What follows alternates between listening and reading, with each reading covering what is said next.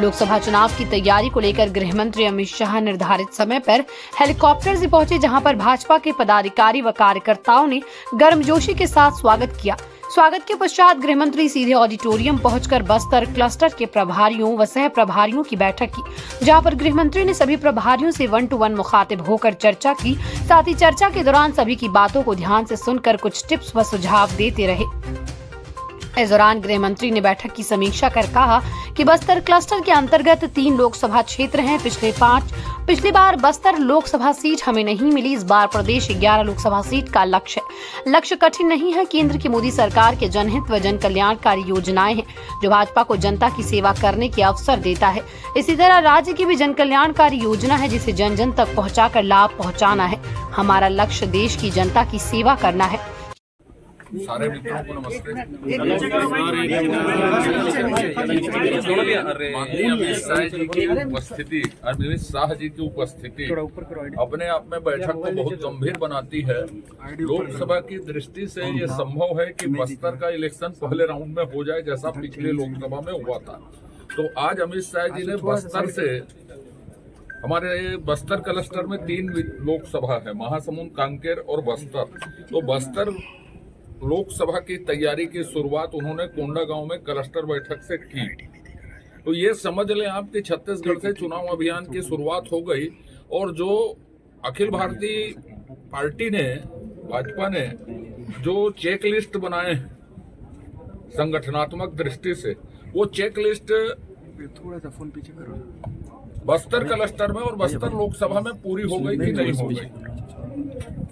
गठन की प्रक्रिया पूरी हो गई, क्रियान्वयन की प्रक्रिया पूरी हो गई, कॉल सेंटर की प्रक्रिया पूरी हो गई, सारी चीजें लाभार्थी सम्मेलन से लेके वॉल राइटिंग से लेके सारी चीजें जो हमने चेक लिस्ट तय की, वो क्रियान्वयन के धरातल में है कि नहीं है, उनकी पूरी एकदम गहनता से समीक्षा की। तो वो पूरी तरह से एक एक बिंदु में बातचीत करके गए हैं। और अभी 5 तारीख के पहले बस्तर लोकसभा के 8 विधानसभा के सम्मेलन और यहाँ की प्रबंध समिति की बैठकें हो जाएंगी। तो भाजपा पूरे छत्तीसगढ़ के 11 सीटों के लिए आज से इलेक्शन मोड में है। इलेक्शन मोड में तो हम पहले से थे, पर आज से अभियान शुरू कर दिया अमित शाह जी ने। भैया, प्रत्याशियों के नाम कब तक फाइनल हो जाएंगे? ये दिल्ली का काम है साहब, हम लोगों का काम लड़ना है और हमने लड़ाई शुरू कर दे।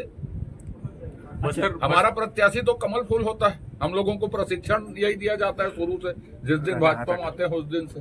जी, बस्तर माहौल हल्का फुल्का था, हंसी मजाक भी हो नहीं, सब चीज कार्यकर्ताओं के साथ बहुत आत्मीयता से घुले मिले, बढ़िया व्यक्तिगत मिलने उनकी सीटों तक गए। तो यही तो बड़े नेताओं के गुण होते हैं जो उनको बड़ा बनाते हैं। आदिवासी क्षेत्र के लिए अलग कुछ तैयारी है क्या लोकसभा? नहीं, अलग तैयारी नहीं। बस्तर हमेशा फर्स्ट फेज में होता है, तो फर्स्ट फेज में हम पिछड़े मत किसी भी दृष्टि से।